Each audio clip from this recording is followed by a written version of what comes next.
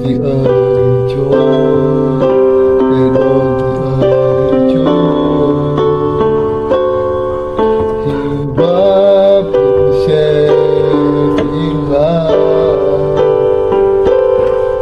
and God would try to hide, and tremble as he fall, and tremble as he fall.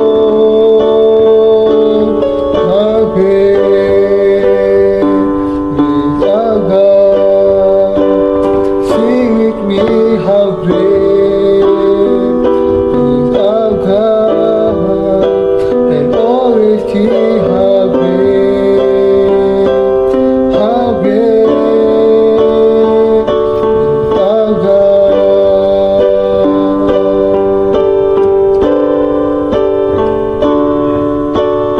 Age to age is there, and time to His hand, beginning and the end, beginning and the end, the God in one, Father,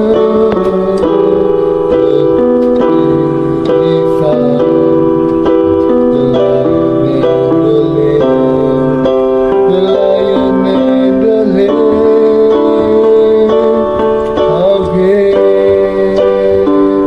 is our God? Sing with me, how great is our God, and all His years, how great is our God. Oh, name above all names, you are worthy of our praise, and my heart will sing, how great is our God. How great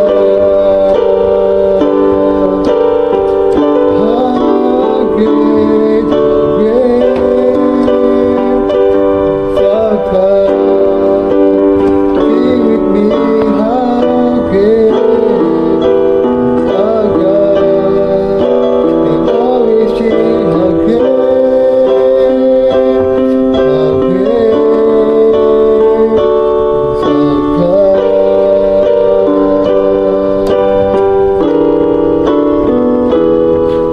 How great is our God? Sing with me, how great is our God, and always see how great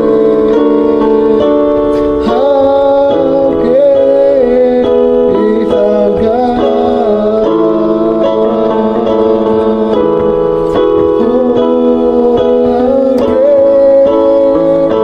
is our God. Sing with me, how great is our God, and always see how great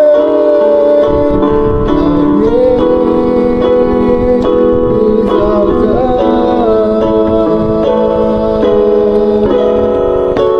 and always see how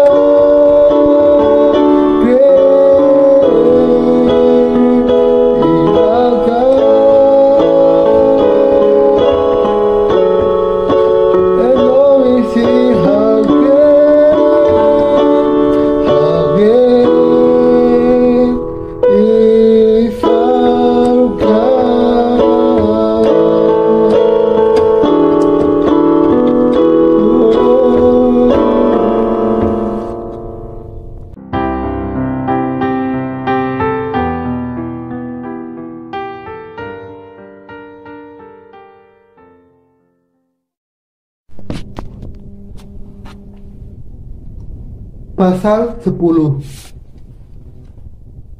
Apakah Anda tahu saat pengangkatan? Wahyu 10 ayat 1 sampai 11. Dan aku melihat seorang malaikat lain yang kuat turun dari surga, berselubungkan awan, dan pelangi ada di atas kepalanya, dan mukanya sama seperti matahari, dan kakinya bagaikan tiang api. Dalam tangannya ia memegang sebuah gulungan kitab kecil yang terbuka. Ia menginjakkan kaki kanannya di atas laut dan kaki kirinya di atas bumi. Dan ia berseru dengan suara nyaring sama seperti singa yang mengaum.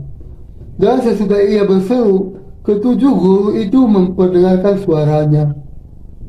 Dan sesudah ketujuh guru itu selesai berbicara, aku mau menuliskannya, tetapi aku mendengar suatu suara dari surga berkata, "Meteraikanlah apa yang dikatakan oleh ketujuh guru itu, dan janganlah engkau menuliskannya." Dan malaikat yang kulihat berdiri di atas laut dan di atas bumi, mengangkat tangan kanannya ke langit, dan ia bersumpah demi Dia yang hidup sampai selama-lamanya, yang telah menciptakan langit dan segala isinya, dan bumi dan segala isinya, dan laut dan segala isinya. Katanya, tidak akan ada penundaan lagi.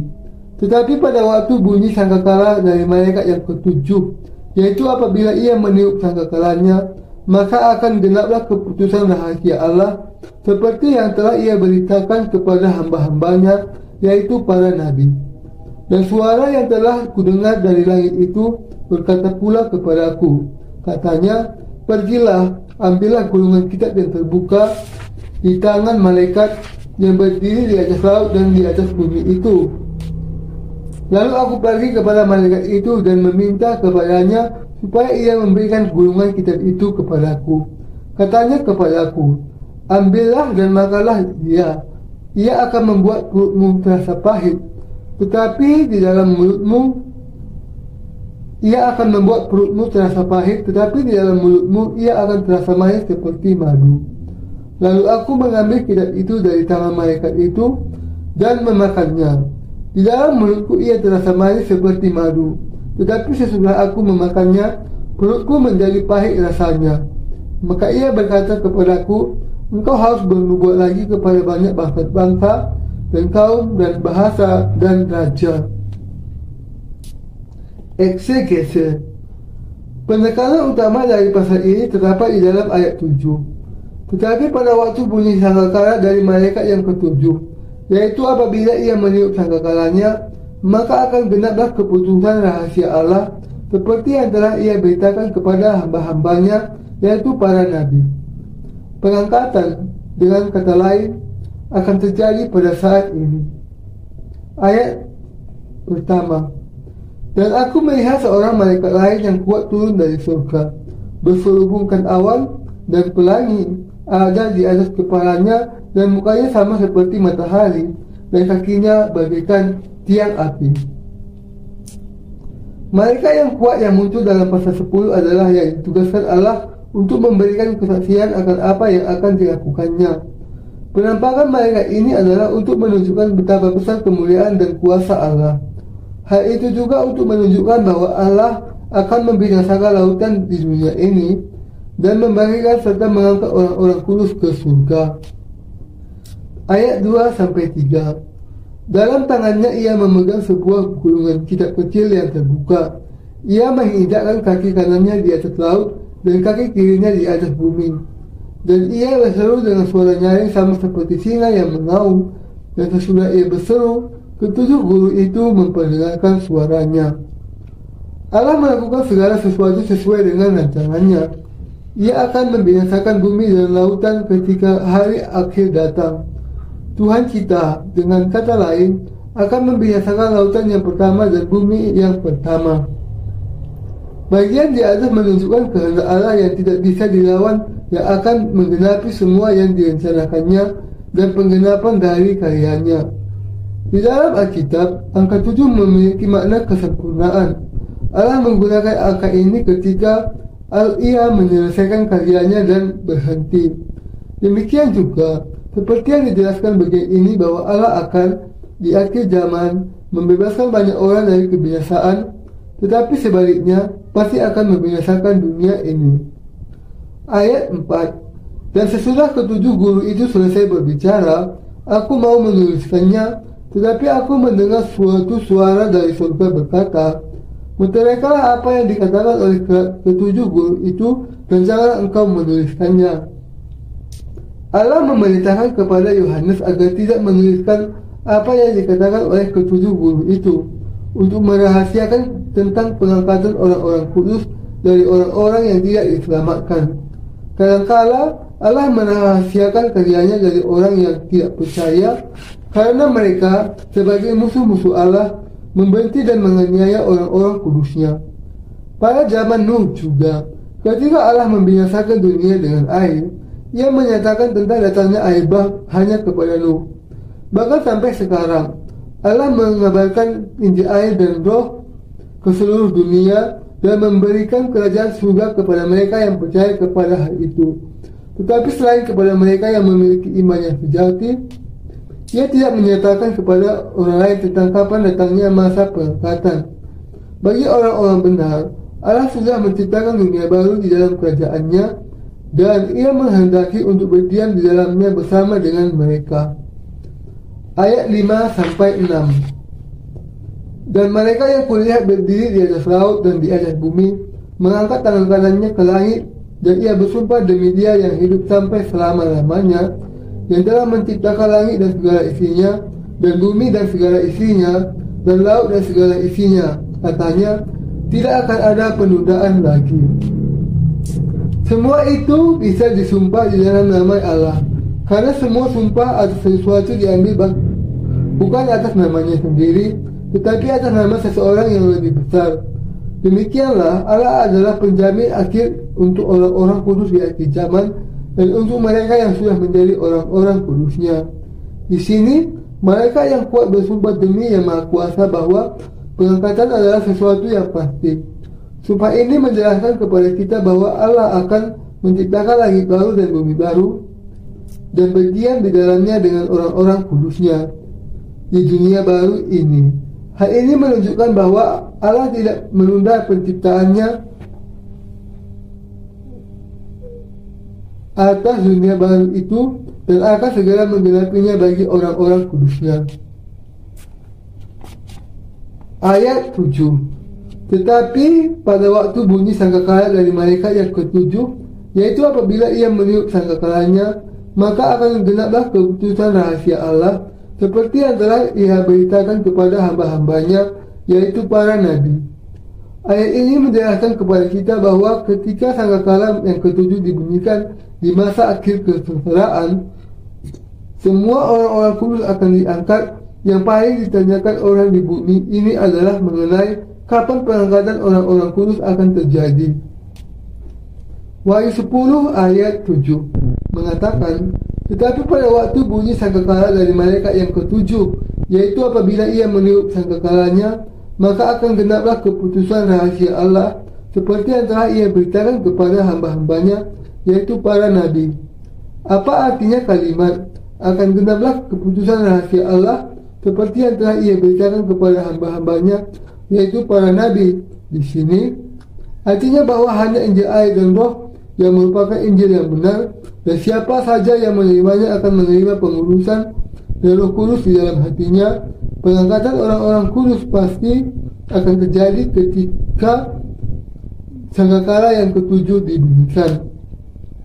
Setelah malapetaka sangkakala ke-6 berlalu, orang-orang kudus akan menjadi martir ketika Antikristus yang sudah menampakkan dirinya di dunia ini dan memantapkan penguasaan di atasnya, menuntut semua orang untuk menerima tanda binatang itu. Segera sesudah itu, ketika malaikat yang ketujuh membunyikan sangkakalanya, baik para martir maupun orang-orang kudus yang masih ada yang mempertahankan iman mereka akan dibangkitkan dan seketika akan diangkat. Kemudian malapetaka dari ketujuh cawan, malapetaka yang terakhir bagi umat manusia, akan dimulai. Pada saat ini, orang-orang kudus sudah tidak ada lagi di dunia ini, tetapi ada di surga dengan Tuhan setelah pengangkatan mereka. Orang-orang kudus harus tahu bahwa pengangkatan mereka akan terjadi ketika malaikat yang ketujuh membunyikan sangkakala yang terakhir. Rasul Paulus juga mengatakan di dalam 1 Tesalonika 4 bahwa Tuhan akan turun dari surga ketika sangkakala dari penghulu malaikat berbunyi. Banyak orang Kristen berpikir bahwa Tuhan akan datang ke dunia ini ketika pengangkatan terjadi. Tetapi bukan demikian. Ketika pengangkatan terjadi, kita tidak turun ke dunia ini, tetapi berada di angkasa. Ia menyelesaikan pengangkatan, dengan kata lain, dengan mengangkat orang-orang kudus dan menyambut mereka di angkasa. Dengan demikian, orang-orang Kristen yang salah berpikir bahwa Tuhan akan datang ke dunia ketika peristiwa pengangkatan dari orang-orang kudus yang benar, perlu meninggalkan pemahaman mereka yang salah, dan mereka harus memahami kebenaran dan percaya kepada hal itu secara benar, dengan mengingat bahwa pengangkatan orang-orang kudus akan terjadi ketika mereka yang ketujuh membunyikan sangkakalanya. Akan genaplah keputusan rahasia Allah, seperti yang telah ia beritakan kepada hamba-hambanya, yaitu para nabi. Anda harus memahami bahwa rahasia Allah di sini menunjuk kepada pengangkatan orang-orang kudus yang akan terjadi pada saat sangkakala malapetaka yang ketujuh dibunyikan. Sekarang, singkatnya, Allah membinasakan dunia yang pertama dan mendirikan dunia yang kedua. Saat inilah bagi Allah untuk berdiam dan tinggal dengan mereka yang ketika ada di dunia ini sudah dilahirkan kembali dari air dan roh, dan juga sudah dengan setia menggenapi semua janji yang diberikan oleh Yang Maha Kuasa kepada umatnya. Inilah kehendak Allah, pencipta dari seluruh alam semesta, yang ditetapkannya di dalam dirinya bagi orang-orang kudus. Ketika malaikat membunyikan sangkakala yang ketujuh, malapetaka ketujuh sangkakala akan berakhir, dan kemudian malapetaka ketujuh Syawal akan segera terjadi.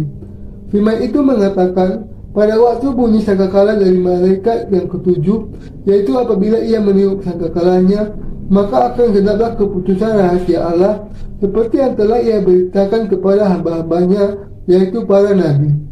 Rahasia Allah di sini adalah bahwa orang-orang kudus akan diangkat pada waktu dibunyikannya sangkakala malaikat yang ketujuh.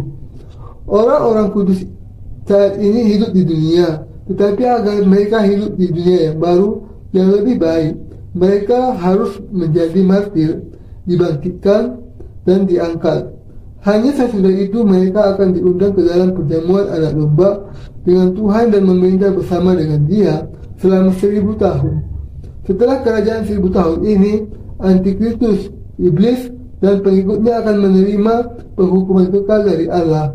Dan sejak saat itu, orang-orang kudus akan diberkati dengan hidup bersama Tuhan di dalam surganya dengan berkat yang kekal. Inilah yang disebut rahasia Allah.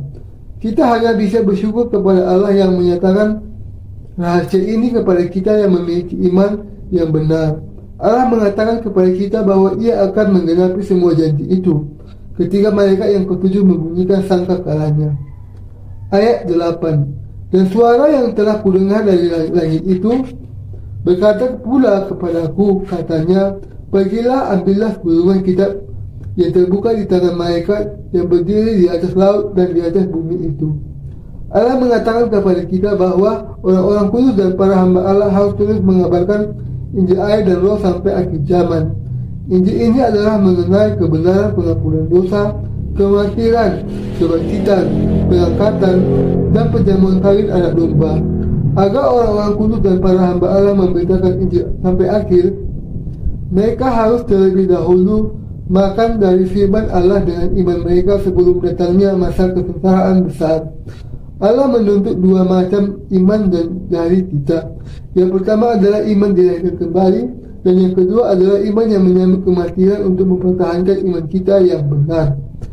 Ayat 9. Lalu aku pergi kepada malaikat itu dan meminta kepadanya supaya ia memberikan gulungan kitab ini kepadaku. Katanya kepadaku, ambillah dan makanlah dia. Ia akan membuat perutmu terasa pahit, tetapi di dalam mulutmu ia akan terasa manis seperti madu. Orang-orang kudus dan para hamba Allah harus terlebih dahulu makan dari firman Allah dan kemudian memberitakannya kepada banyak orang lain. Ayat ini mengajarkan kepada kita bahwa meskipun hati orang-orang yang percaya kepada firman Allah menjadi manis, memberitakan firman iman ini kepada jiwa-jiwa yang sesat bukanlah pekerjaan yang mudah dan disertai pengorbanan. Inilah yang ditunjukkan oleh Allah di sini. Ayat 10. Lalu aku mengambil kitab itu dari tangan malaikat itu dan memakannya. Di dalam mulutku ia terasa manis seperti madu, tetapi sesudah aku memakannya, perutku menjadi pahit rasanya. Ketika Yohanes memakan firman Allah di dalam iman, hatinya dipenuhi dengan sukacita. Tetapi di dalam memberitakan kebenaran yang disaksikan oleh firman Allah kepada mereka yang tidak percaya kepada kebenaran, Yohanes menghadapi banyak kesulitan. Ayat 11. Maka ia berkata kepadaku, engkau harus berbuat lagi kepada banyak bangsa dan kaum dan bahasa dan raja. Orang-orang kudus harus berbuat lagi kepada semua orang bahwa berkat Allah datang melalui Injil air dan Roh. Mereka harus membuatkan lagi bahwa tujuan Tuhan kita bagi dunia ini di akhir zaman adalah agar semua orang datang kepada berkat Allah dengan percaya kepada Injil air dan Roh. Yang diperintahkan Allah untuk dinubuatkan Yohanes adalah untuk memberitakan firman kebenaran bahwa dunia yang baru itu akan segera datang bahwa oleh Allah, dan bahwa siapa saja yang ingin memasukinya harus dibenarkan dengan percaya kepada Injil air dan Roh. Untuk pekerjaan ini, orang-orang kudus dan para hamba Allah harus memberitakan firman Allah sejak awal sekali lagi, sehingga semua orang di dunia ini akan memiliki iman yang akan membuat mereka masuk dan hidup di dalam kerajaan Tuhan kita.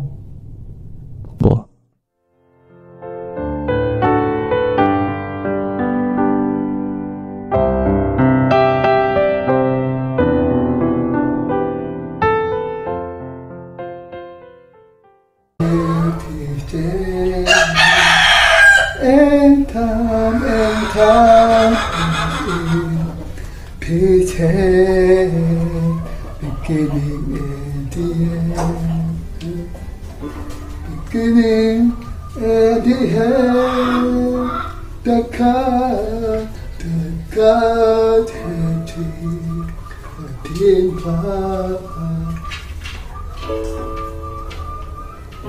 and the child to her, and never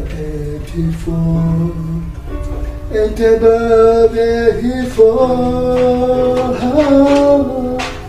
the God had been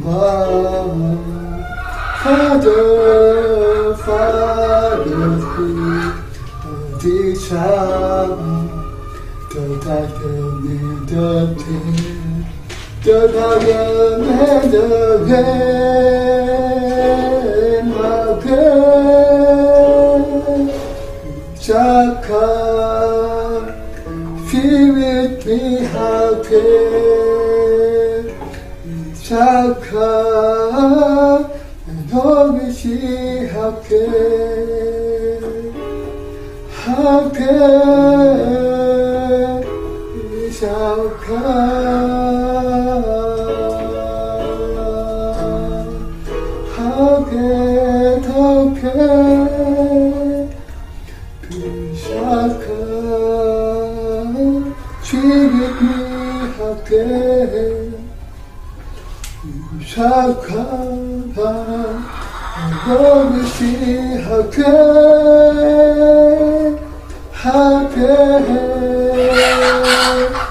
is our God.